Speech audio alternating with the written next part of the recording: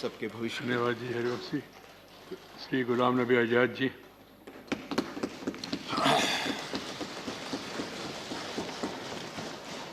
माननीय chairman sir,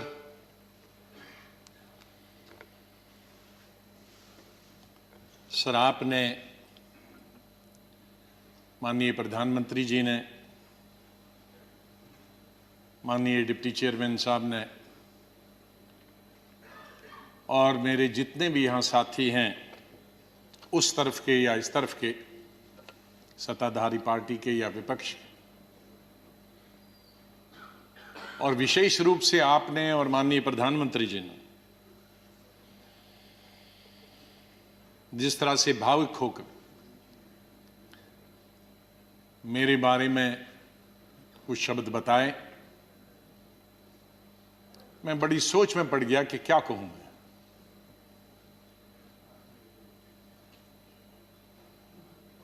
मैं इन 41 वर्षों में जो मेरा लेजिस्लेटिव कैरियर रहा, 28 साल इस हाउस में, 10 साल लोकसभा में, 3 साल जम्मू कश्मीर की असेंबली में, तो ये कहूंगा कि महाराष्ट्र से जीत के आके मैं कभी इधर से निकला, इधर डूबा, इधर डूबा, उधर निकला, उधर डूबा, इधर निकला, ये मेरा जीवन ऐसे ही रहा और संघर्ष का जमाना रहा। और मैं आज बहुत सारी चीजों को छोटा करने के लिए कुछ शेरों में ही खत्म करते हैं। शायर जो होते हैं उनमें एक बड़ी ताकत होती है उनके शेरों में कि हम लोग अगर 10 घंटे का भाषण दें तो वो 2 शेर में खत्म कर देते हैं उसका। तो मैं उसका फायदा उठाना चाहता हूं, वरना अगर मैं इतने 41 साल के इस अनुभव को अगर कहना चाहूंगा तो बहुत समय लगेगा, कई हफ्ते महीने लगेंगे। लेकिन शुरू में करूंगा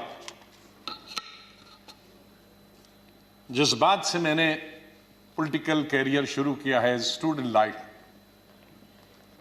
और कश्मीर में,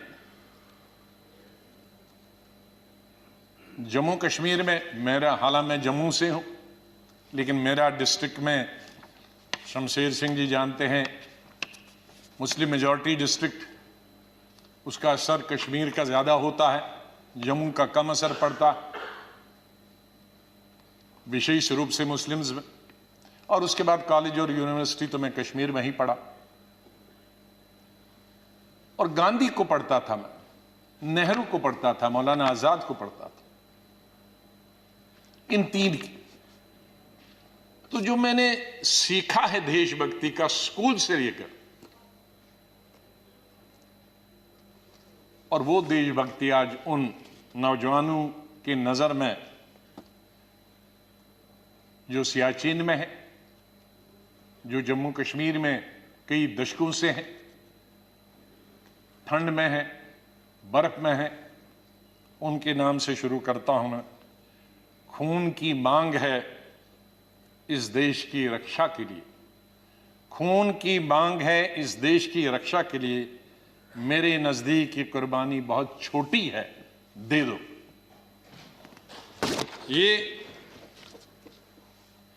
ये मेरे मन में बचपन से और स्कूल से ये बात रही।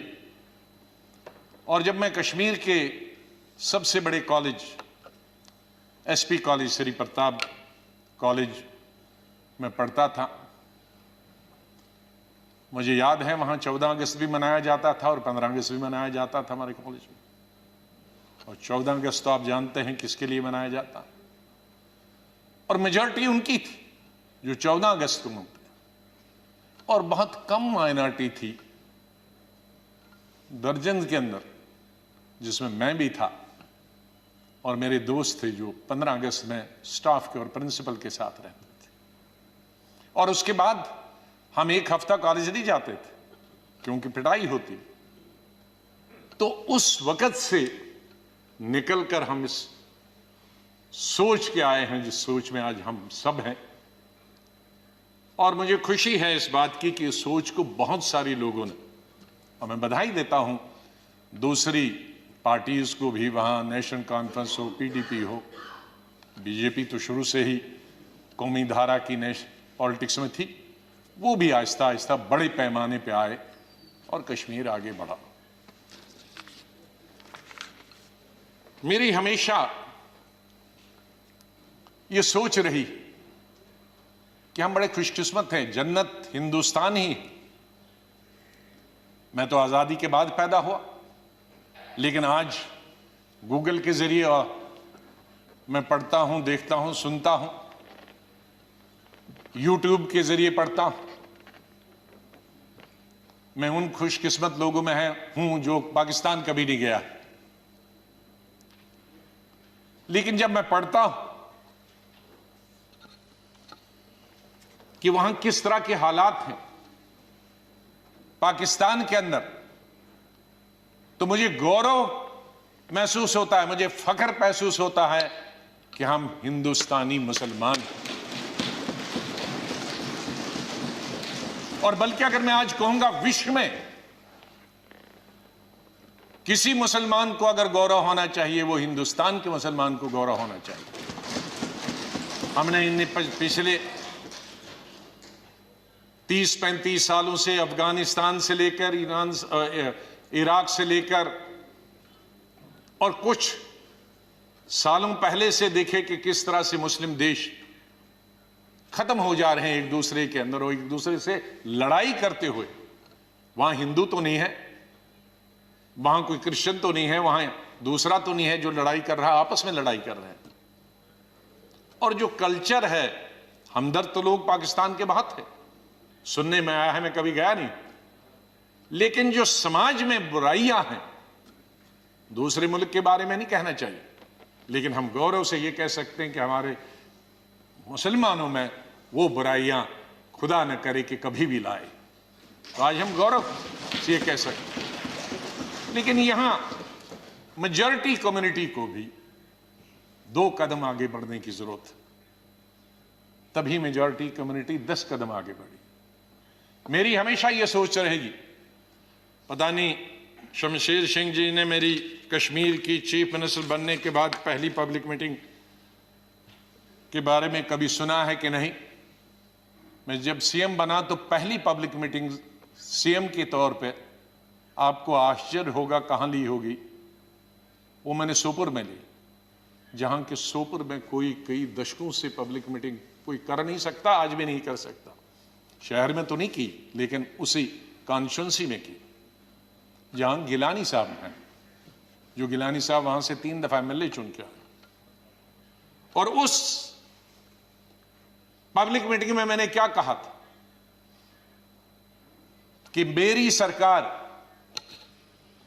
जम्मू कश्मीर के लोगों की सरकार होगी, और अगर मेरी सरकार का कोई मंत्री धर्म की बुनियाद पर, मजहब की बुनियाद पर और पार्टी की बुनियाद पर इंसाफ करेगा तो मुझे शर्म आएगी कि ऐसा मंत्री या ऐसा अफसर मेरे साथ काम कर रहा। तो मैं उसी सोच का हूं कि जहां भी जाएं मुझे प्यार मिला, लोगों का बहुत प्यार मिला। आनंद शर्मा जी ने जैसे बताया, शरद जी ने जैसे बताया कि उनको तो बहुत अरसे से जानता, मुझे सौभाग्य मिला और उसके लिए मैं बधाई देना चाहता हूं और धन्यवाद करता हूं। आज वो जिंदा नहीं, इंदिरा गांधी जी का, संजय गांधी जी का, जिनकी वजह से मैं यहां पहुंचा और फिर काम करने का अवसर मुझे तकरीबन 5 अध्यक्षों के साथ मिला और 4 या 5 प्राइम मिनिस्टरों के साथ मंत्रिमंडल में काम करने का मिला। लेकिन अवसर ये मिला कि मैं हिंदुस्तान के सभी 35-36 यूटीज और स्टेटों का इंचार्ज करने का अवसर मिला। तो आज मेरे दोस्त, भाई, बहनें, मैं ये कह सकता हूं कि अंडमान से लेकर और लक्षद्वीप तक और कश्मीर से लेकर कन्याकुमारी तक, सिक्किम से लेकर गुजरात तक, ये बहुत एक चीज कमाई, बहुत कुछ सीखा मैंने इस पार्लियामेंट। मुझे अवसर मिला पार्टी के जनशक्ति या मंत्री के रूप में, वो इंदिरा जी के वक्त में मिला, राजीव जी के वक्त में मिला, सोनिया गांधी जी के वक्त में वो अवसर उन्होंने मुझे प्राप्त कराया, राहुल गांधी जी के वक्त में, और मुझे शायद बहुत सारे कम लोगों को ये अवसर प्राप्त हुआ होगा कि जो अपनी उम्र से दुगने के लोग थे और बड़े लीडर थे, उनके साथ पार्टी की तरफ से मीटिंग करने का मौका मिला और पार्टी के साथ कई नेगोशिएशन करने का मौका मिला। उनमें ज्योति बासु जी थी, करुणानिधि जी थे, जयललिता जी के साथ मैंने अलायंस किया, करुणाकरण जी थे, चंद्रशेखर जी थे, देवीलाल जी थे, मुलायम सिंह यादव जी थे, प्रकाश सिंह बादल जी से अलायंस तो नहीं किया, लेकिन कई चीज़ें, जब मैं मिनिस्टर ऑफ स्टेट होम था तब कई मीटिंगें हुई। मैं जब देखता था implementation of Punjab accord, Assam accord, ये देखता था। आई.के. गुजराल साहब से, शुभू सोरेन जी से, शहाब तंगल जी से, मुपनार जी से, फारूक साहब से, मुफ्ती साहब से, ये सब लोगों के साथ कई दफ़ा, और यही वजह है कि यहाँ भी उसी तरह से मैंने चलाया। 3 प्राइम मिनिस्टरों के साथ मैं पार्लियामेंट्री अफेयर्स मिनिस्टर रहा। मैं उस बात को भूल नहीं सकता कि इंदिरा जी फोतेदार जी और हमें बताती थी। फोतेदार जी पॉलिटिकल सेक्रेटरी थे, मैं यूथ कांग्रेस का प्रेसिडेंट था। कहा जरा अटल जी से भी संपर्क में रहा करो। बीजेपी ने, उन्होंने कहा अटल जी से संपर्क में रहा करो। तो वो इस सोच की थी। बाद में राजीव जी जब प्राइम मिनिस्टर बने तो उन्होंने कहा भाई अब विपक्ष के जो लोग हैं उनके पास तो 2 एमएलए एमपी हैं, हमारा इतना बहुमत, उनको भी तो अपनी कॉन्स्टिट्यूंसी का काम करना होता होगा, उनसे भी जरा पूछा करो।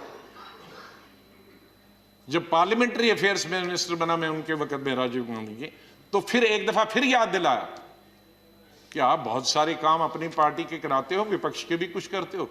मैंने कहा मैं बिल्कुल उनके भी पूछता हूं, जो जो बताते हैं, हर चीज आपको बताने की जरूरत नहीं, हम अपने लेवल पे करते हैं। और बाद में मैंने यही चीज माननीय अटल बिहारी वाजपेयी जी से सीखी। 5 साल 91 से 96 तक मैं पार्लियामेंट्री अफेयर्स मिनिस्टर रहा, और भी पोर्टफोलियोज थे मेरे पास। और अटल जी विपक्ष के नेता रहे, हमारे पास बहुमत नहीं था और अलायंस भी नहीं था, माइनॉरिटी गवर्नमेंट थी। और उस माइनॉरिटी गवर्नमेंट में अटल बिहारी जी वाजपेयी जी विपक्ष के नेता हो, यह हाउस चलाना कितना आसान मुश्किल हो सकता। लेकिन मैं कहूंगा कि सबसे आसान हाउस चलाना उन 5 साल में मुझे अटल जी की लीडरशिप हुआ, और उनसे सीखा मैंने कि किस तरह से हल निकाला जा सकता, विपक्ष की भी बात रहे और सरकार की भी बात रहे। मैंने अपने एलओपी के जमाने में यह कोशिश की कि हम यहां आए हैं, लोगों ने हमको चुना है कानून बनाने के लिए, लोगों ने हमें चुना है कई मसलों का समाधान निकालने के लिए, हल निकालने के लिए, उनकी मुश्किलात, उनके लिए रोजगार पैदा करना, एम्प्लॉयमेंट करना, डेवलपमेंट करना, विकास करना, सड़कें, नहरें, स्कूल, कॉलेज, अस्पताल बनाना, बिजली पैदावार करना। तो अगर हम हर वक्त ये आपस में ही लड़ते रहे, झगड़ते रहे और वो कानून पास नहीं होंगे तो लोगों का विश्वास हमसे उड़ जाएगा। इसलिए जब भी मैं अपने साथियों को भी समझाता था कि इसको मिक्स करो, एक आध दिन विरोध दिखाओ, एक आध दिन झगड़ा करो और बाकी दिन डिस्कशन करें। ये मैंने हमेशा प्रयास किया अपने। मैं धन्यवाद करता हूं हमारे उस तरफ के भी साथियों को जिन्होंने, और इस तरफ के सभी लीडरों को जिन्होंने उस प्रयास में पूरा अपना सहयोग दिया। मैं अपनी बात गृह मंत्री जी को स्टेटमेंट देना था, मैं उनका धन्यवाद करता हूं, और सबसे ज़्यादा धन्यवाद मैं प्राइम मिनिस्टर का करता हूं कि आपने सबको सुना, आपने इतना समय 2 घंटे से ज़्यादा यहाँ समय दिया। आप बहुत भावुक हुए, और सच है, हकीकत अगर सच बताएं सर, मेरे माता पिता की जब डेथ हुई, मेरे आंखों से आंसू निकले, लेकिन मैं चिल्ला के रो नहीं पाया। मैंने जिंदगी में सिर्फ चिल्ला के रोया। और जब रोता है इंसान तो वो कोई चिल्ला के रोने के लिए तो आपको आर्टिफिशियल होने की जरूरत नहीं। वो थी पहली संजय गांधी की मौत, इंदिरा गांधी की मौत, राजीव गांधी की मौत, अलग अलग जगह थी, क्योंकि तीनों मौतें अचानक हो गई थी। शायद अगर नेचुरल मौत होती तो वो चीख नहीं निकलती। और चौथी थी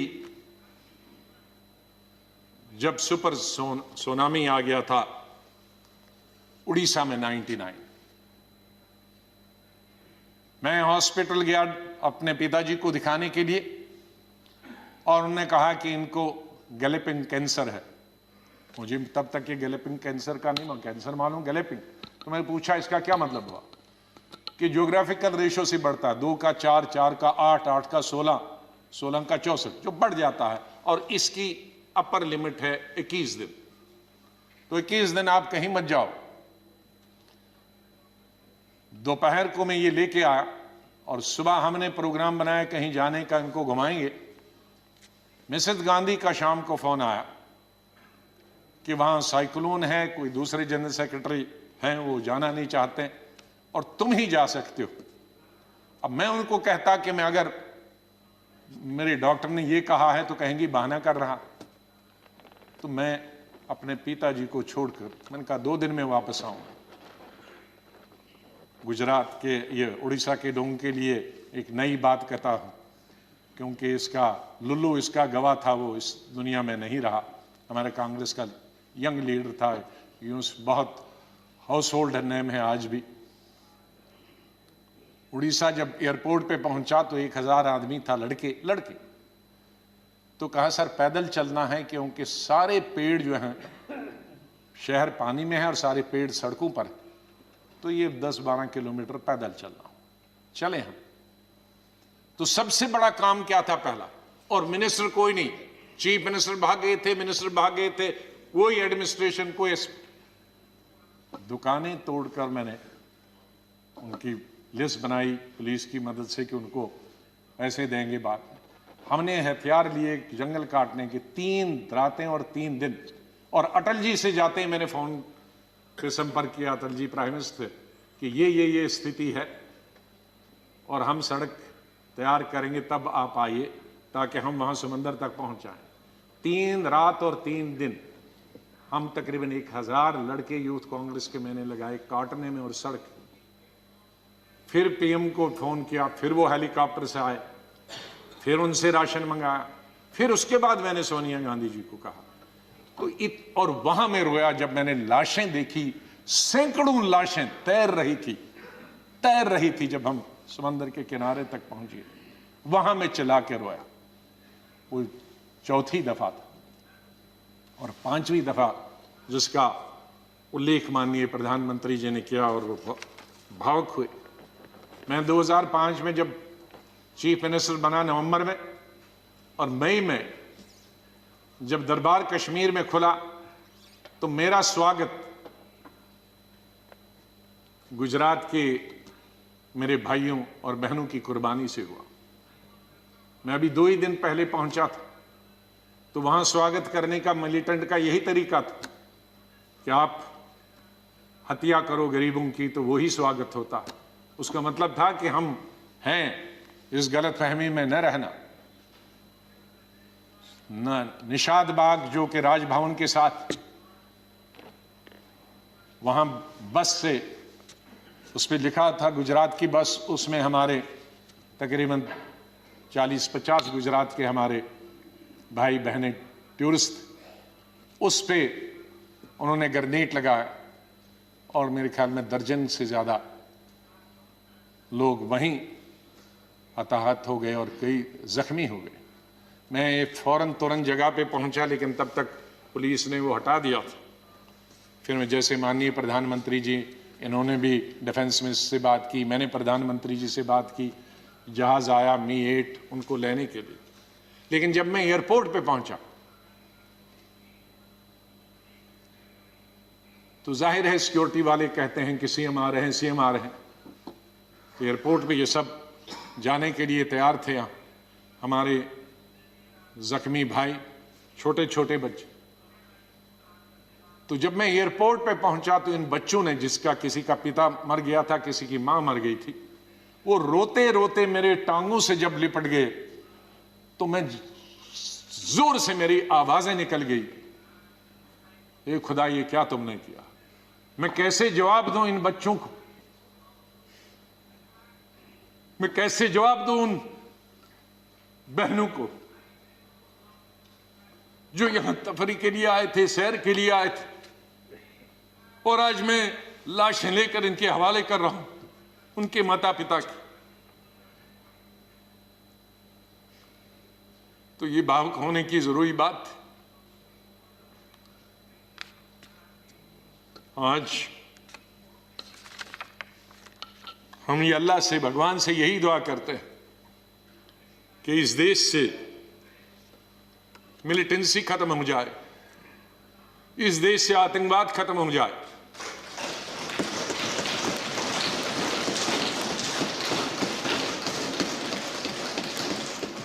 हजारों हमारे सिक्योरिटी फोर्सेस के, आर्मी के, पैरामिलिट्री फोर्सेस के, पुलिस के जवान मारे गए, सिविलियन कई क्रॉस फायरिंग में मारे गए, हजारों हमारी बेटियां और माएं आज बेवा, शायद उनका पति किसी का मिलिटेंट भी, क्योंकि मिलिटेंट होंगे, कई क्रॉस फायरिंग।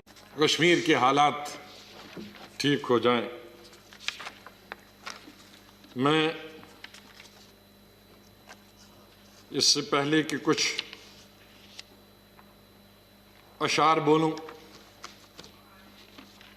पहले मैंने अपनी फौजियों के नाम बताया था, लेकिन ये शेर मैं बोलना चाहता हूं मेरे कश्मीरी पंडित भाइयों और बहनों के लिए।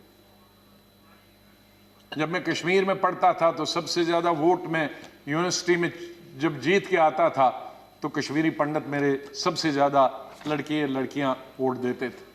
बहुत सारे लोगों को मालूम नहीं कि कश्मीर में लड़कियां हिंदुस्तान के मुकाबले में सबसे ज्यादा, जम्मू में नहीं, कश्मीर में, जिस वक्त मैं एमएससी कर रहा था तो साइंस में तकरीबन 50% लड़कियां होती थी और आर्ट्स में 90%।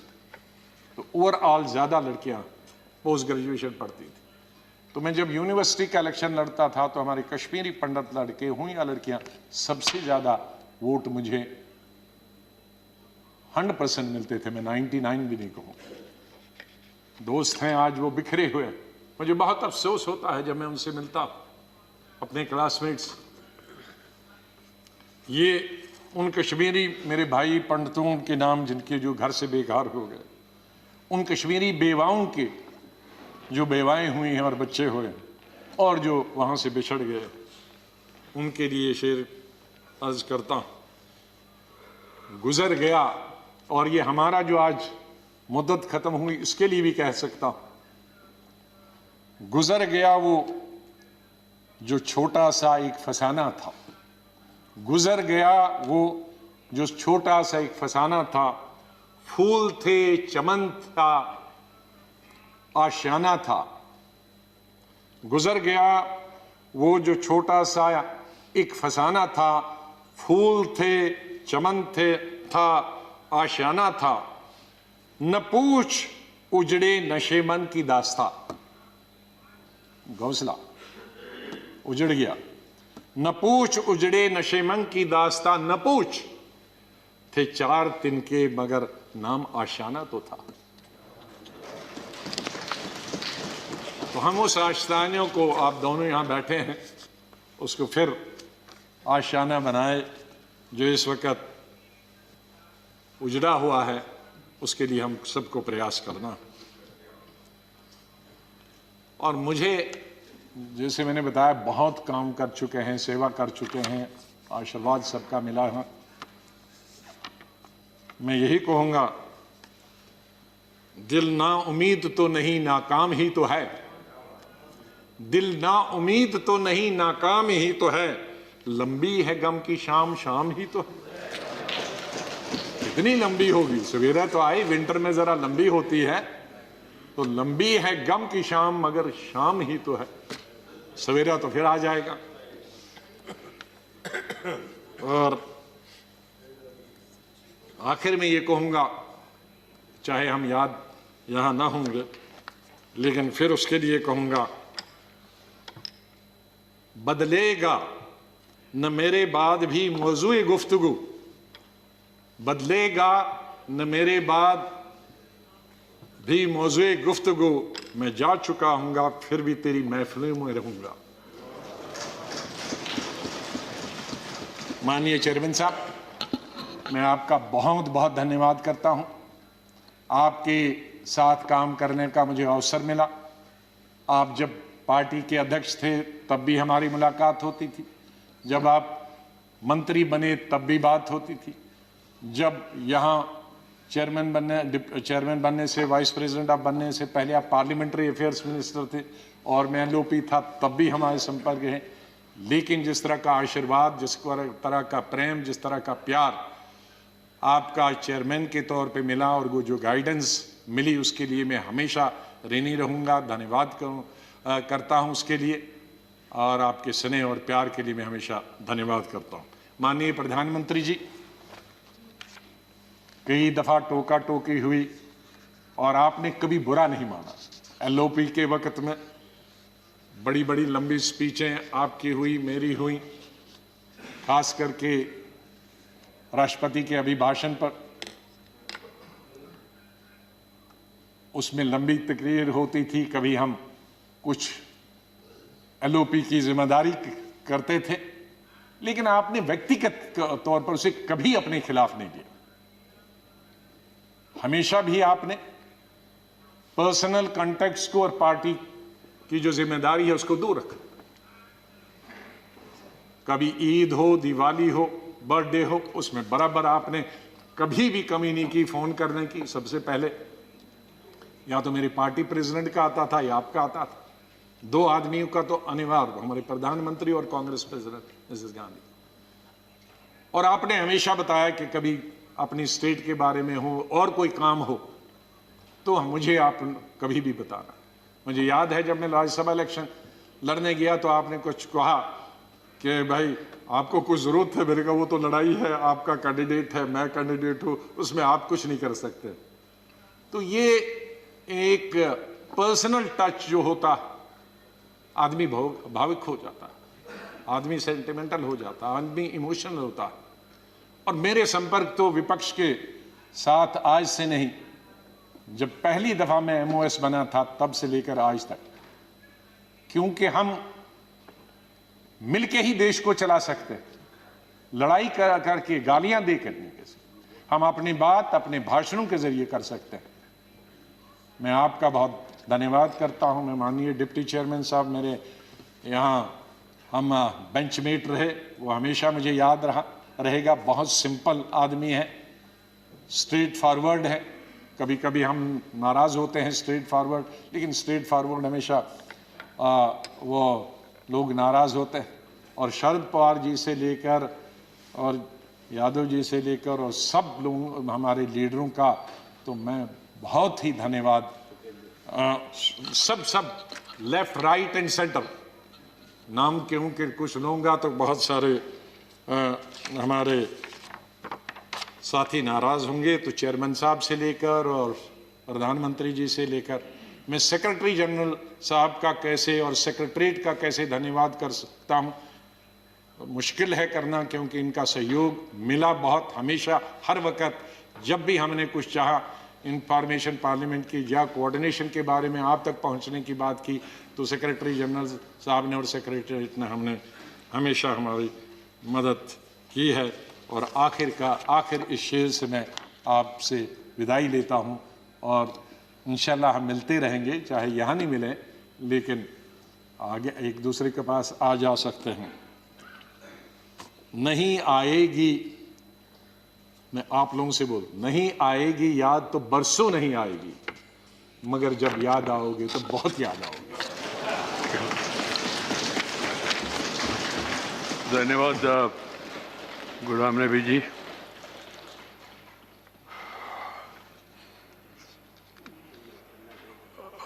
Friends, we have another important